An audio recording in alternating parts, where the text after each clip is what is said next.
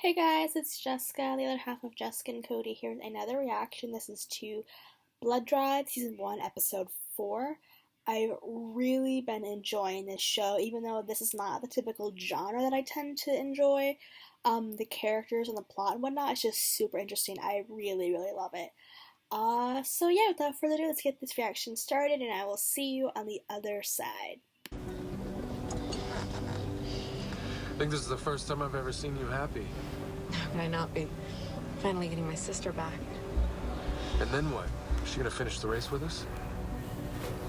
I don't know. I haven't thought that far ahead, okay? But we She's can't remove so these brain bombs, happy. and I still need the prize money to take care of her. Oh, but don't you even think of putting that conspiracy theory shit inside her head. I want to bring down Hart, but people are more important. I promise karma comes first. Of course, none of that really matters if our heads are gonna explode. Well, I guess there's only one way to figure out if the scholar lied to us. Get that to the scholar. He'll know what to do with it. Well, he kept his word, but now he has to fix it. In the Crimson Halls of Kane Hill. Interesting.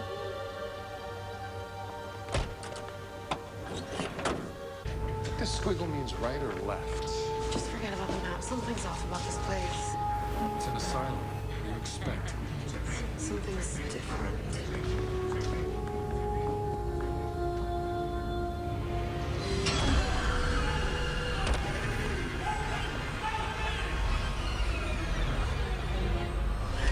Oh, This place. well, that's not good. Good idea.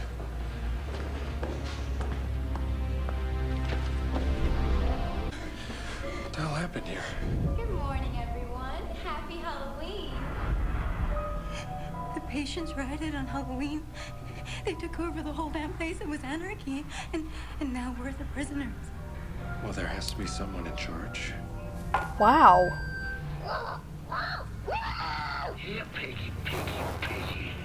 How does it feel to be locked in with violent psychopaths? I hate him.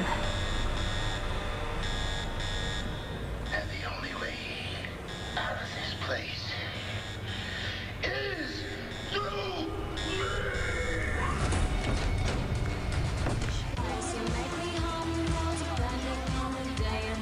The hell? Wait, please just go home. This guy is everywhere. Here.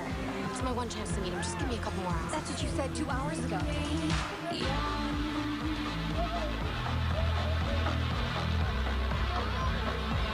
Damn it, I'm trying to make sure we get ahead, Karma. Wait, what? Fucking some guy you don't even know? This isn't gonna fuck him. I'm your sister. I know you. You'd do anything to get what you want. I love you and shit. Sometimes being your guardian sucks. When the government cut mental health funding, we needed money, and Hard Enterprises needed lab rats. Lab rats for what? Wow.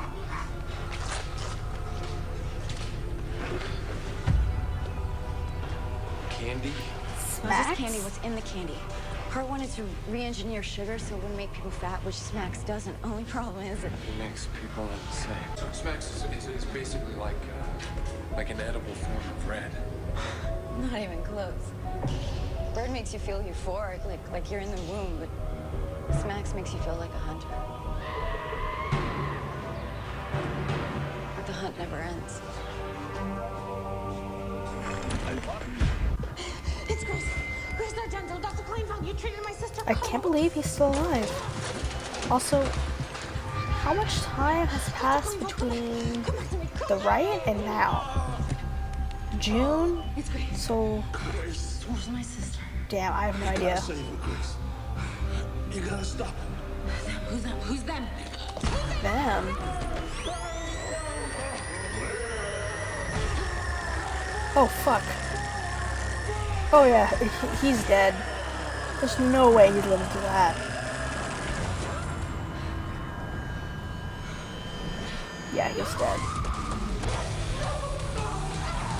Oh, she's mad about that.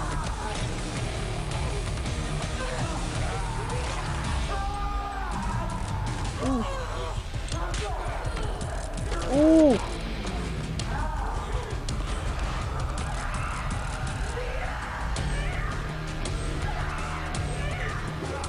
Oh no. Oh no. Come on, Grace, fight him off.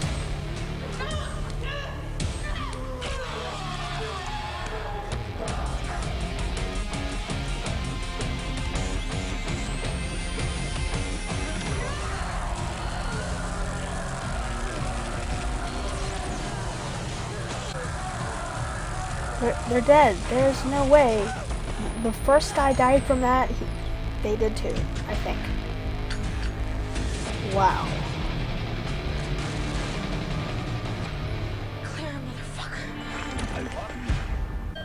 Hey, batshit lunatics. I have a bag of Smacks Candy Bars of reception for the first whack job that brings me the clock. Oh If you're crap. lucky, feel free to change that. I didn't know it was Karma. She left it behind when they checked her out of here. Who's they? It was months ago. Yeah, I don't who remember is his they? name. Why did I That's the second time it's been referred to as a they. I don't know. Damn it, do you know anything?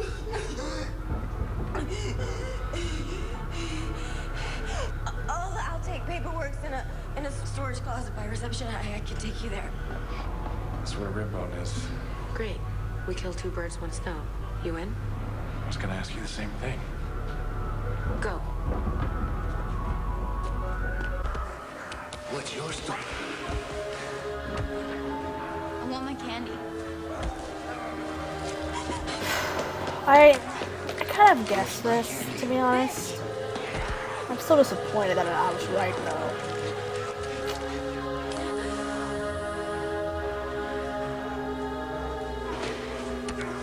Welcome to Wonderland, Alice. I saw you talking to the primo. You're a real firecracker. Devotion to family. That's a rare commodity these days. He's creepy and I don't trust him. I don't have time for this shit. Well, let's be honest, I've That's never what trusted I like him. about you, Grace. You see right through everybody's bullshit. I'll be brief. Blood drive. They bathe in quite the spotlight. You seem like the type of girl who likes to win. How would you like to be the new primo?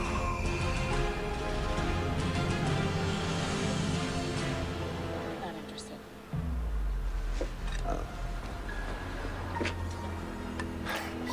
He is They funny. also make a lot He's of just, money. I don't trust him. You're the At all. cash prize. Sounds like your little sister is in need of some very expensive medical care. What do you say?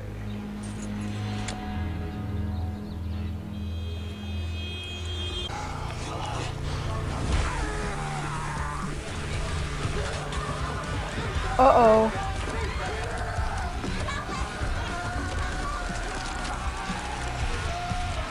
Oh god, they're eating him.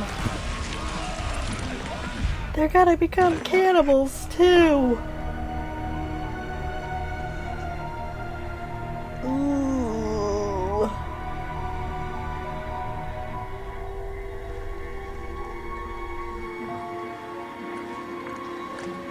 They're gonna become cannibals.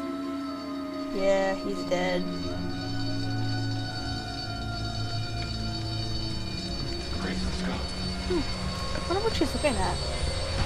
It's a picture, obviously. Grace, we gotta go.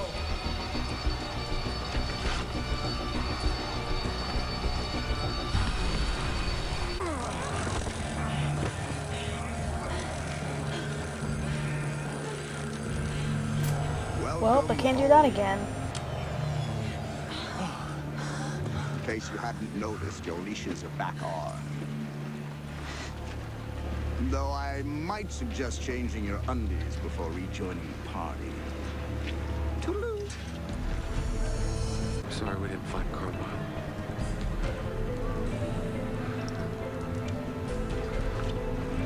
We will.